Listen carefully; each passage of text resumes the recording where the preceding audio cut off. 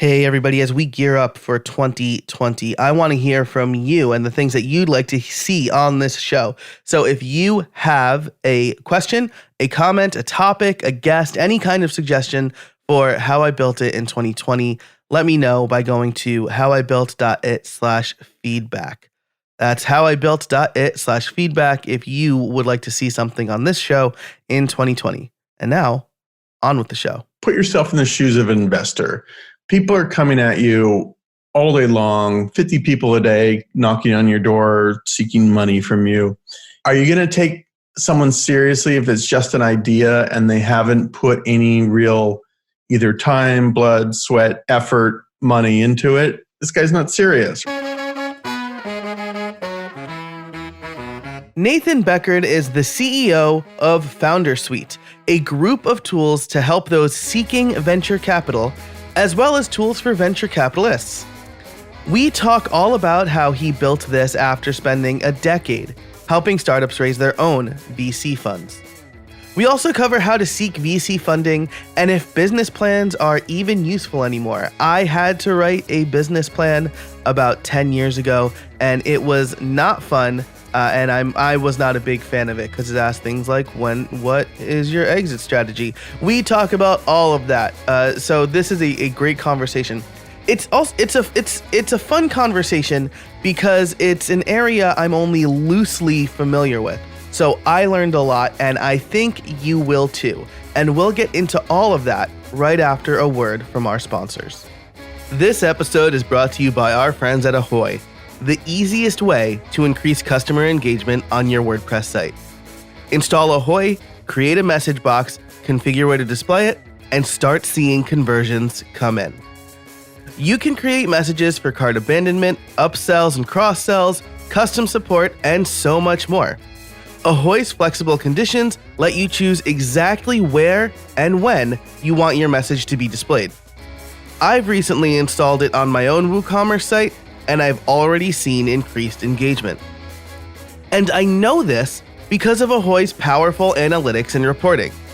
You will see ROI within days of installing Ahoy, if not sooner. And that's even more true for listeners of How I Built It. You can get an exclusive 20% discount on any plan. Visit useahoy.com/howibuiltit and use the code HowIBuiltIt at checkout. That's useahoy.com, USEAHOY, useahoy.com/howibuiltit, and the discount code HowIBuiltIt. Use those today. Increase your engagement and sales on your WordPress site. Thanks to Ahoy for their support of this show. Hey everybody, and welcome to another episode of How I Built It, the podcast that asks, how did you build that? Today, my guest is Nathan Beckord. He is the CEO of FounderSuite.com. Nathan, how are you today? Very, very good. Thanks so much for having me. Thanks for coming on the show. So I'm excited to talk about this topic because it's not something that I often talk about, but FounderSuite is basically software to help people get funding for their ideas. Is that about right?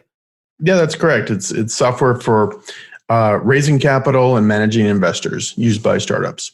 Awesome. And did you come up with this idea because you were looking for funding or because you were funding projects and you wanted a better way to do it? What was kind of the genesis of the idea for FounderSuite?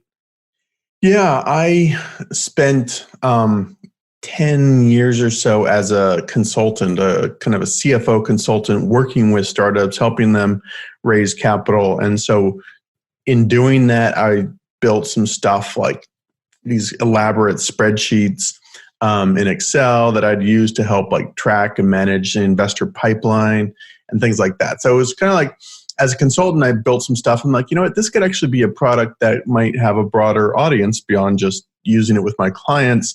And so that's really where the idea came from. Oh, that's great. So you basically had this internal tool that you built with spreadsheets that you decided to productize. Now, for someone who has never gone through the process of getting any kind of funding, my dad gave me an initial investment of like $1,000 for my business, but that was more of a symbolic thing. What is the process for getting funding like? Just like a 10,000 foot overview to set the stage here. So there's two parts to that question, or two answers to that question. There are as many funding stories and ways people raise money as there are startups in the universe. In other words, there's kind of like not really a right way, or people get it done in 1,000 different ways.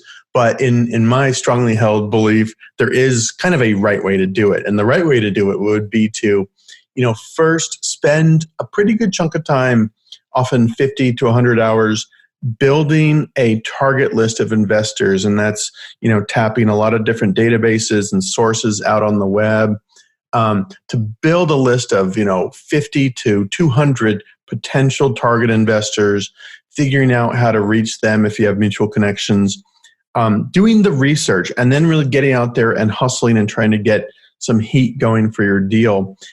We call that running a process, where you're really running like a sales process for a period of, X months, 2 to 6 months, where you're really just taking this around to investors in your target list, getting them interested, keeping them up to date with what's going on, and trying to get some competitive bidding situation going for your startup. That's what we think about fundraising. Gotcha. And so you said like 50 to 100 hours building a list of possible investors. That is probably a larger chunk. That's more time than I expected to hear. But then there's like the rest of the preparation, right? I mean, I can just build some website thing that I think is a good idea, but then I don't just show that to investors and say, hey, I built this and you should give me money to keep building it, right? You need like how important is a business plan in the traditional sense? Yeah, I mean, so that number of hours in research is a shock to people, I think, because a lot of founders are like, all right, I want to go raise money. I just get out there and start hustling. That research, but if you take the time to do that research and really build a nice funnel, we call it a pipeline or funnel of potential investors, everything goes faster once you've done that work. And it's, another thing we kind of refer back to a lot is fundraising is just like another sales process, right? Salespeople build a pipeline of prospects, and they put in a lot of time building their sales funnel. And we just want to do that same thing with fundraising. To your other question, I mean, a business plan, it's funny because when I was consulting years ago, like everyone would write a detailed business plan, and these were actual physical written documents, 20 to 50 pages long, and no one does that anymore. However, the stuff that used to go into these business plans, like analysis of your target market and competitive situation and your business model, how you're going to make money, all that stuff is still really important and stuff you still need to know and be able to communicate to investors. Right. But the physical written plan, no one does that anymore. Fortunately. Right. Absolutely. I said I've never gone for funding, but I did enter a business plan competition when I was a student. And I just remember thinking, like, here's the template you need to follow. We placed third. So I guess it was like the third best idea, or maybe the third best business plan. I'm just like, what's my exit strategy? And like, how much do I think I'm going to make in 5 years? Like, I felt like a lot of it was guesswork, but it was my first kind of foray into this world. So I guess I'm happy that people aren't doing that anymore, but it is important to still know kind of like who your competitors are, right? And why you think this idea is profitable, right? I suspect that's a very important part of actually getting funding, because the people who are investing want to see a return on their investment, either through a sale or going public. Is that right? Okay? Cool. So the stage is set a little bit. We for kind of how you go about getting funding. So if I were to sign up for so first of all, the Founder Suite is for somebody who does want to raise funding and come up with and like find investors, right? Yeah. So what does that process look like if I were to sign up today for that? Yeah, so we have 5 different tools within the platform, and they kind of match, how fundraising actually happens. So we have a database of investors. It's like 40,000 funds and about 100,000 angels and high net worth individuals. And so, of course, that is something you search on by industry or location or type to help build that top of the funnel, right? To help build that target list. So that's the database. And then we have a CRM, which is like a Kanban board style where you have each investor is represented by a small card. And you've got stages on this board where it's like new, research, contacted, pitched, due diligence, said yes, said no. So you have this pipeline management tool. So you're kind of managing all these investors through the stages of fundraising. Then we have this investor update tool, which is really kind of to do this regular ongoing newsletters, right? Whether you're building relationships with investors or if you're lucky enough and you raise some money, you got to, keep these investors up to date with what's going on with your company and your business. So this is a very nice newsletter tool designed to do that. There's a pitch deck hosting tool, one of the most common things.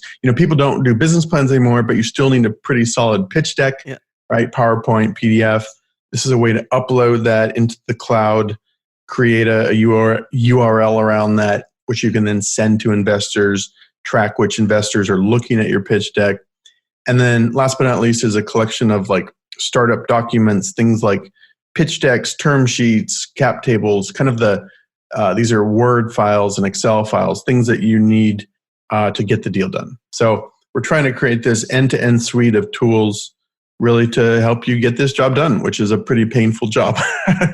Yeah, I mean, just like the idea of kind of going to people and asking them for money, and that's a big risk either way. But I mean, making the process easier. It sounds like the process is easier for both you, for both the person seeking funds and the investors, right? Because you have these kind of pre-made documents that I'm sure the investors probably like to use or like to see so that they don't have to spin their wheels or whatever.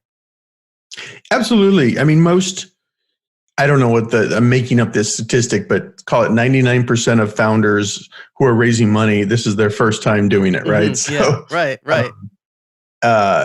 So anything that helps them kind of learn the process faster and reduces some of that friction and complexity and frustration, that's what we're all about. Yeah, that's fantastic. And the investor update tool was something that kind of jumped out to me as you were kind of explaining this, because you mentioned that it's not necessarily just people who have already invested. It's maybe people who expressed some sort of interest, right? Maybe they said you need to hit this milestone before we invest. Is it something like that? Absolutely. You're hitting the nail on the head. I kind of think of the investor update as two different tools. It's one tool, but there's sort of two different uses. One is after you've raised money, you got to keep your investors updated with what's going on in the business. That's just your fiduciary duty as an entrepreneur to do that, right? But the other part is before raising money is kind of the marketing side of things, right?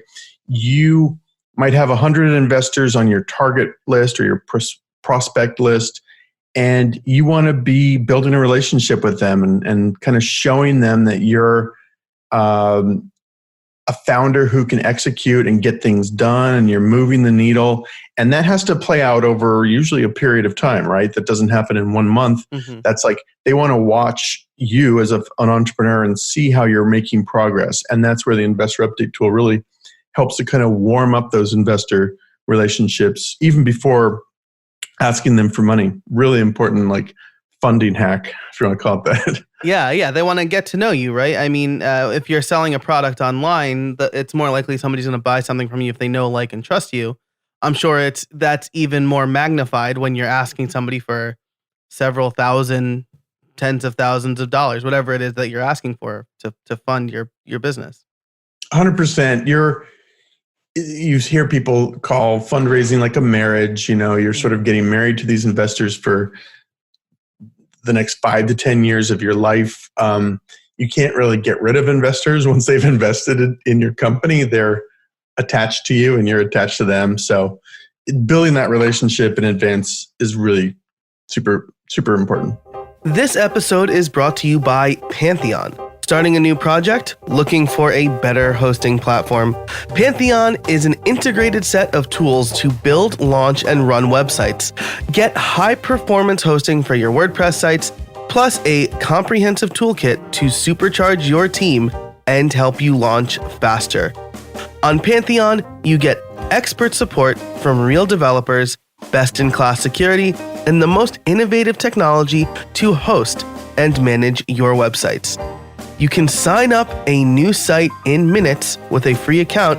You only pay when it goes live. That is my second favorite feature to Pantheon, only to the easy ability to create dev, staging, and live servers and push to GitHub. It's very easy to set those things up on Pantheon. So you can head over to pantheon.io today, again, to set up a free account. Pay only when it goes live. Thanks so much to Pantheon for their support of this episode and this season of How I Built It. I've always wondered about this, but I've never known who to ask, right? There's the, as I mentioned before, there's like the exit plan, right? Where you either sell or you go public. But there's also the dreaded third option, right? Which is your business fails. What happens, maybe if you can talk about this, what happens if, say, you give me $10,000 to start a business? That's a very, I assume that's a rather low number. But let's say you give me $10,000 to start a business and the business fails. Am I beholden to you at all for that $10,000, or is it like some assumed risk on the investor's part? It's assumed risk on the investor's part. In most scenarios, I mean, there are exceptions, but in most scenarios, you're buying equity in the business, and that business fails, that equity is now worthless. The only exceptions to that is if you structure it as like a loan or debt. Mm-hmm. Sometimes creditors have a claim on the business where if there's any value remaining, like patents or something like that, or IP, in your case, a whole content catalog, maybe they'd have a claim to that where they get that. But in general, it's just the assumed risk of the business. You fail, I fail as an investor. Yeah. Gotcha. Which is why they want to get to know you over the course of several months before they want to invest in you, right? Totally. So yeah. Cool. So let's get to the title question here, which is, how did you build it? And I know you have this experience. I've talked to more technical people. I come from a web development background, but you can interpret this question however you'd like, maybe from the business structuring side, or if you know the tech behind how the actual website was built, we could talk about that. You have free reign here. How did I build? So, as I mentioned at the beginning of this, I had some sort of predecessors to the software in the form of like Excel sheets and things I kind of built. I'm not a technical guy at all, really. I'm a business guy, finance guy to be exact. And so it was actually very daunting. Like, okay, I've got this idea. How do I build this? First, I spent maybe a month like trying to find a technical co-founder, someone who would just sign up with me and build this for me, right? And that really was useless. No, if you're a good engineer, coder, you don't want to just like take a gamble for equity on someone else's idea. Mm-hmm. So I stopped looking for a technical co-founder and hired a development shop actually in Poland. I went to a meetup for like designers, and at the end they let you get up with a mic, open mic for 30 seconds and make a little pitch. I'm like looking for, help building this idea I have. And this guy in the audience is like, oh, we've got a development shop in Poland that can help you out with. Company is called CodeQuest. Still working with them 5 years later. And so really use them just to build an MVP of the product, which was like $30,000 or something, kind of out of my savings, and use that to at least put something in the market, right, as a proof of concept. And then, I would go do consulting work, get some money, take that money, put it back into the business to build out more features. And it was really slow and painful process because nothing would happen for 2 months as I'm saving up money. And then I put some money into the business. And eventually we had sort of I laugh at it now when I look at it, but it was a working prototype or MVP that then I was able to go around and take to investors and say, here's the vision, here's some proof points. People are actually using this thing. And so eventually raised some money on ourselves, just a little under $1 million, and use that to actually rebuild the platform, and hire some engineers and actually build it like a proper proper version of the software. Yeah. Wow. So I have multiple questions here. I think I'm going to go in the order in which I think you can answer them maybe the most easily is what I'm guessing. You mentioned first that you used your own money before to get a prototype built essentially and then got investors. How important is it to investors to see that I, the one seeking funding, am willing to invest my own money into this business? It's very important. I think even if it's not money, if it's time, effort, hustle, you just, I always like to answer this, like, put yourself in the shoes of an investor. People are coming at you all day long, 50 people a day knocking on your door, seeking money from you. Are you going to take someone seriously if it's just an idea and they haven't put any real either time, blood, sweat, effort, money into it, right? This guy's not serious, right? So yeah, very important. And you just got to show versus tell, right? Show me what you're doing. And I think that's what it comes down to. Yeah, I think that makes a lot of sense, right? And instead of saying like, hey, I think I have a good idea, will you hand me money to do it? Say like, I believe in this enough to invest my own time or my weekends if I'm working a full-time job or whatever, to put time into this. I think that's really important. And then the other thing you mentioned was that it was a slow process. I think that maybe there's a good takeaway there because I feel like a lot of people still feel the internet is kind of like a get-rich-quick playground, right? Like they hear like, oh, like Facebook made like $1 bajillion while Mark Zuckerberg was still at Harvard or whatever. Or like Google, like somebody just handed Google a check and like didn't expect like no deals or whatever. But I think that that's an important point. You know what you're doing, you're investing your money, and it's probably going to take longer than you think it's going to if you want to do it right. Totally. It just, a lot of times these overnight success stories that sound overnight actually had 7 years of build up before it. Yeah. Excuse me. And surprising when people really dig into some of these businesses that are going public, like they've been around for 10 years or whatever, right? It's not overnight. And those early days, especially if you're not if you're not the hacker who can code this away 14 hours a day, it's just going to take longer, Yeah, absolutely. I like to think about like the Olympics like that. People see the gold medalist, but they don't see that the gold medalist has dedicated their entire life to getting to the point where they are now an Olympic gold medalist. So, Totally. yeah, I think that's really interesting. And then what you just said alludes to the last question that I wanted to ask around this, which is, what was it like being a non-technical person working with an agency? I know a lot of technical people listen to this. I do a lot of client work with non-technical people. I'm also in the education space, so I try to be mindful of that. But what was the communication like there? Yeah, challenging for sure. It was.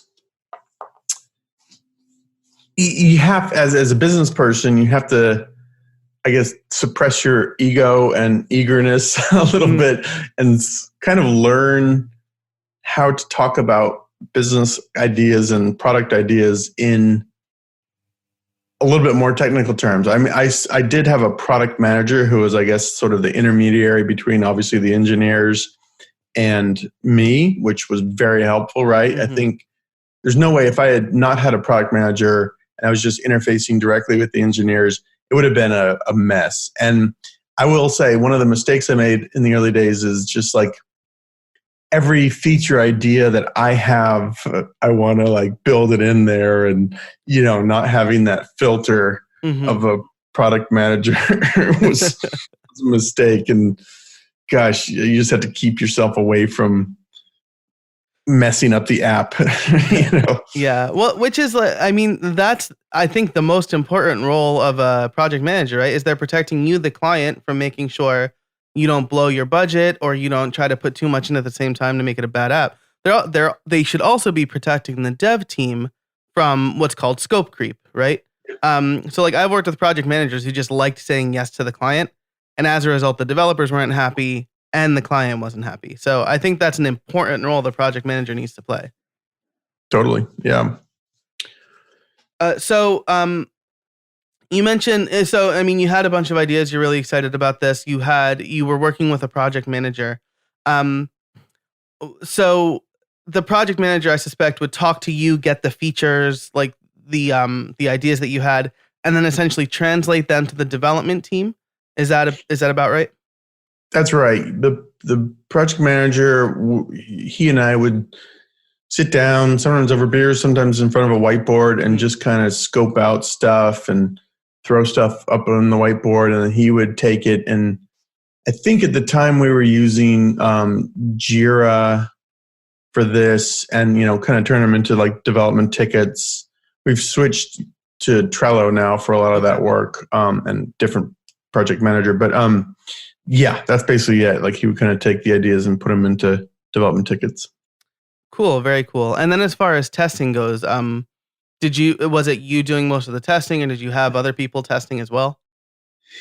Yeah, me and the project manager, and probably needed to do more of that. I would say that was another maybe mistake, is we put things out to the live into the universe probably before they were really ready, and you're kind of hoping your early users are patient with you, and they're not always right.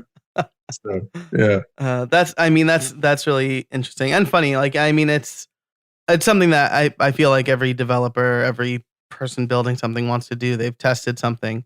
I personally am very bad at testing because I equate it to like building a chair, and then like slamming that chair against the wall to see if it breaks. Like you don't want to break your chair. yeah. So I can totally level with that.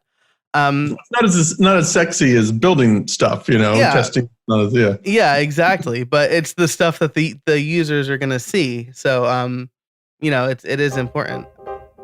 This episode is brought to you by Cloudways. Are you facing performance and security issues, or launching your ambitious project with WordPress? Look no further. Cloudways has got you covered. Their managed WordPress hosting is the best choice for websites looking for ultimate speed, advanced security, and 24/7 expert support. Now, a lot of hosts promise a lot of things, but they have a whole bunch of features to choose from, including cloud providers like DigitalOcean, Amazon Web Services, and Google Cloud. And you can quickly and easily get up and running with your WordPress website without the need to be a system admin. You get a CDN, scalability, staging, and backups out of the box. I recently set up a WordPress website on AWS with Cloudways, and it was by far the easiest experience I have ever had with AWS. Cloudways works as an extended team for individuals and businesses, handles all of the server management, and lets you focus on building amazing websites for your ever-growing business. If you like what you've heard, start with a 3-day free trial of Cloudways now. And don't forget to use the promo code HIBI20 for a free $20 hosting credit. Head over to howibuilt.it/Cloudways today. Moving on actually to that next point, how did you get users? Because it sounds like it was mostly you in the beginning. You hired this development firm to do the development. Somebody had to do the marketing as well to get people on the platform. That was mostly me doing that, because I'm a little better at that than development, I would say. But we did everything you can imagine. We did a lot of going around to these tech startup conferences like Launch Conference, TechCrunch Disrupt, and a handful of other ones. And we get a demo table, get our laptop and monitor out there, get some cheap swag, some beer cozies or whatever, and kind of hustle on the trade room floor. We put on a couple events related to fundraising where we find a WeWork space or something where we could have 100 people in a room, and we'd get a couple venture capitalists that come in as speakers. Then we'd sell tickets to people. So we kind of build an audience, obviously for what we're doing by throwing on events. Started to do a little content marketing, and over time our marketing thing has become much more content marketing focused than event driven than it used to be. But and then just like kind of reaching out to like everyone I know on LinkedIn and other places and kind of telling them what we're up to, and usually having an ask like, can you introduce me to founders who might be raising money? Can you introduce me to accelerators who might find a use for this? Things like that. Yeah. Wow, that's super interesting. Mostly the part where you would hold events, you would host events to try to get users. And I know that actually, to pull back the curtain a little bit, when you filled out the Calendly link, that was specifically mentioned, right? Building events and podcasts as part of a product platform. What can you expand on that part a little bit, and like kind of how you realized, hey, we should host our own events to build an audience? Yeah, it's actually it was great. We haven't done an event in a year, unfortunately, but we do one called Funding 2.0, kind of the future of raising capital, having some nice grandiose title that intrigues people. But in the early days, it was a great growth hack because, you think about it, right? You maybe pay $500 to get a space. You pay another $500 for pizza and beer. And then you get a couple speakers who are draws to audience. They'll usually do it for free, right? Because they want to build their own brand. And then you sell tickets, right? You sell tickets on Eventbrite and stuff like this. And a couple of them, we actually made a couple $1,000s on the events. Wow. I think one we made like $5,000 on, something like that. And so it's getting our name out there. It's getting an audience. I think our biggest one might have even been like 300 people. Wow.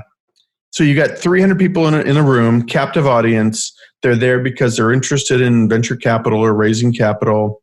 Obviously, you're, moderating the sessions. So you're introducing Founder Suite and what you do. So you're kind of promoting there at the event. And you also have their email addresses because they've signed up through Eventbrite. So, and you make $5,000 on it. So now the caveat is it takes a crazy amount of actual time and effort to put on events, making it sound much easier than it is. Yeah. But you can't just like find an event and then like the next day have it. Right. It takes a couple months of prepping and planning. And you're always worried the week beforehand that the room's going to be empty. Yeah. It's like, is anyone going to show up to this? Am I going to lose money on this? It can be pretty stressful, but it can be pretty good too. Yeah. Wow. Yeah, that's fantastic. And especially, Eventbrite's a great tool. Meetup.com is another one where like you could probably find an audience in an area pretty quickly. But I think that's a great idea, and it's probably underutilized, especially in an increasingly remote world, right? When you said that, like you and your project manager would get together in front of a whiteboard, I'm like, you worked like in the same room? Was it? Yeah. I think that's really interesting, and I think that's a really cool idea. So as we're coming up on time here, you kind of mentioned Funding 2.0, and I'd love to talk about plans for the future, not only of foundersuite.com, but also of kind of venture capital in general and getting investors, because now there's like, there's like Kickstarter and Indiegogo, for example. I think those are probably a different animal, but then there are also tools where you can get like a bunch of micro investors, quote unquote, right? But they're like actual angel investors. And the term or the website is totally escaping the name is totally escaping me right now, but I know my friend used it to get funding for his startup. Was it a crowdfunding platform or something else? It wasn't crowdfunding in the same sense as Kickstarter and Indiegogo. Like, I think there were actual investors on there making smaller investments. And I really wish that I could remember the name of it. But well, there are there are a number of sites out there, and there's a bunch of them. Kickstarter and Indiegogo are interesting, right? They kind of pioneered the crowdfunding model, but it would usually be crowdfund like where you are basically pre-purchasing a consumer product. I've got an idea for a new clock radio or whatever the thing is, cooler with a radio built into it or whatever. And you're, backing it, giving the company money. You're getting the product before everyone else and some other perks. A whole bunch of other sites have come on and done equity crowdfunding, which is probably what your friend was doing, where investors can buy small amounts of stock in a startup. Yeah. That can work. I have thoughts on this. Equity crowdfunding can work if you've got one of two things. Either something like really unique and novel. Again, I think one of those Kickstarter campaigns was like that cooler with a built-in radio. Something that's like really cool and people are just fired up about it. Or if you already have an audience that you can tap to invest in your business, right? If, like you've got followers for your show, if you're going to crowdfund for your show, you might be able to tap that audience to invest. If you don't have those two things, I don't think equity crowdfunding is very compelling. A lot of these sites will sell you on this idea that you just come in, pay them $100 or $1,000, whatever it is, post up like a description of your business and investors are going to flock to you. That's not reality. You kind of have to bring your own audience. Yeah, that's a really good point. That's actually a lesson that I just learned. I went to like a Patreon workshop recently because I'm trying to build up the Patreon for my podcast. And I thought just like, I'll post a page, like people will pay $5 a month. And I'm like, but I'm barely telling them about it. I'm not giving them any benefits that are worth the $5 a month. So I think you're absolutely right about that.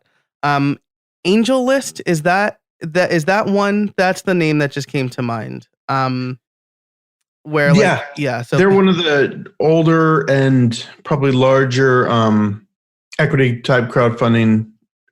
I don't even know if they even call themselves that anymore, but they are in that category. And we actually raised a little bit of money on AngelList, which was great. They've evolved a little bit since those days. I don't know how long recently your friend did it, but now they're more helping facilitate like syndicates. So if you're an angel investor, you can build out a syndicate and do deals. So I think that's yeah.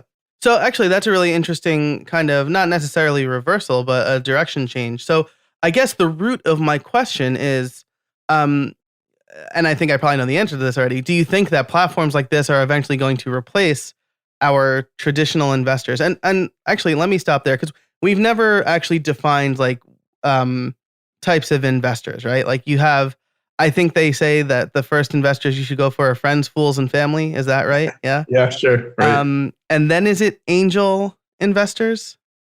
Yeah, typically angels, and then beyond angels, you might have seed funds, seed venture funds, and then larger venture funds. And then, as you kind of get way later, you have your private equity firms.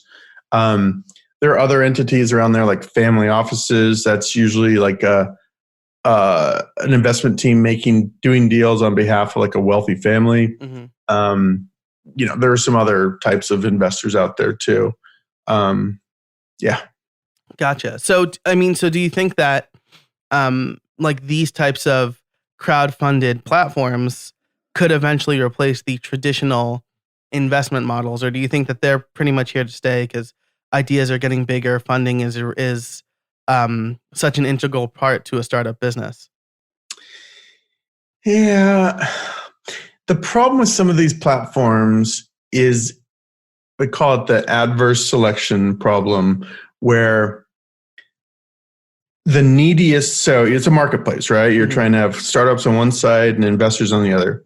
The neediest startups are the ones that often gravitate towards these platforms. Like sometimes kind of, let's be honest, the crappiest startups are the ones that are like, tried to raise money other ways, they can't. So they're now flocking to these platforms. And on the other side of the coin, top tier investors already have so many good deals coming at them that they don't need to come to these platforms. So in some ways, there's this adverse selection problem where both sides are sort of drawing in like crappier companies and crappier investors. Yeah. And I think that's a hard thing to break out of sometimes, right? Because really good startups and really good investors don't need these platforms. Yeah, so, right. That's a good point. I mean, like, I'm going to use the name that everybody recognizes, right? But like Peter Thiel isn't going to be on Angel List or Seed Lead or whatever, any of these websites. Because he's got plenty going on in his world. And then like you said, right? Like, I mean, the Google story is so interesting to me because the founders were basically like, we want money but we don't really want to give equity. And that worked for a little while, right? Where people just kind of cut them checks to be like, all right, this is very revolutionary, right? Like they wouldn't need to go to a website like this because their idea was so revolutionary. So yeah, awesome. Right. Yeah. Well, Nathan, thanks so much for your time. I really appreciate it. I do need to ask my favorite question, which is, do you have any trade secrets for us? Trade secrets. Oh, interesting. I think that's a good question. I think trying to figure out things to do for your business to grow and market that are scalable is the hardest thing to do, but what you've got to do. So I'll give an example of this. We were doing events, right? Events are awesome, but they're actually pretty hard to scale beyond that, say, 200 people. Once you go beyond like a 200-person event, you've got to get professional caterers, and you're not just ordering pizza. You've got to right. Yeah, event insurance, probably a whole bunch of other stuff. It's so much stuff. Yeah. It gets much harder, once you get larger. So events are hard to scale. You got to hire people to man the door and all kinds of stuff, right? So how do you figure out ways to, scale that aren't going to break the budget? And I think, like I love your show, and we've got a show that's a little in the same vein called How I Raised It. It's a podcast about how to raise capital. It's very, and that's been scaling, and that's fun because it's like, there's not the limitations that you have with an event. Same content, same audience, but it's a more scalable type of model where it's a podcast versus an event. So I think that's the trade secret, is just like always thinking like, how can I put my time and money into things that are scalable, basically. Awesome. I love that. I will certainly link to that show. And then we could probably get like a little cycle going where you talk to people about how they raised it, and then I send them over my way and vice versa. You built it. Exactly. Awesome. Well, and thank you for the kind words. I really appreciate that. So I'm going to link to the podcast and to foundersuite.com, but where is there any other place that people can find you? That's pretty much it. We're moderately active on Twitter, but not very active. And it's just at FounderSuite on Twitter. We do have a pretty good YouTube channel, FounderSuite as well, and Facebook. We have a Funding Hacks group on Facebook. Nice. And then, just the podcast, How I Raised It, on the usual places, iTunes and Spotify and stuff like that. That's about it. Otherwise, foundersuite.com. Fantastic. I will link to those and everything that we talked about in the show notes over at howibuilt.it. Nathan, thanks so much for joining me. I really appreciate it. Thank you so much for having me. I enjoyed it too. It was a fun chat. Thanks so much to Nathan for joining us this week. I love his story. I love that he used his own money to build a minimum viable product, which he needed to get funding, right? So I loved that. I loved that he said something that has been echoed since the very first episode of the show. Overnight successes are not ever overnight. And then we talked a little bit about his plans for the future, and his trade secret was trying to figure out things to do for your business to scale and grow is hard, but it's extremely important. And I'm going through this right now. There is a lot I want to accomplish in 2020, including taking my business to the next level, and planning all that is very difficult. I said this morning, as I record this, that it's an art form to be intentional. And I think that gets to the root of what Nathan was saying here. So thanks again for his time. Thanks again to our sponsors as well. They are Ahoy, Cloudways, and Pantheon. Definitely check them out. If you liked this episode, be sure to like and subscribe in Apple Podcasts or wherever you listen to podcasts. Now, as we approach the end of Season 7, and I'm gearing up for Season 8, I have some plans to be more intentional. And I want to hear from you. So if there's a topic that you are interested in or a question that you have, you can go to howibuilt.it/feedback. It is an extremely simple form, just your email address and the feedback you have. The email address, just so I can write you back and maybe get more information. But I really want to hear from you as I gear up for 2020. So once again, that URL is howibuilt.it/feedback. It will be in the show notes for this episode, which you can find over at howibuilt.it/146. And until next time, get out there and build something.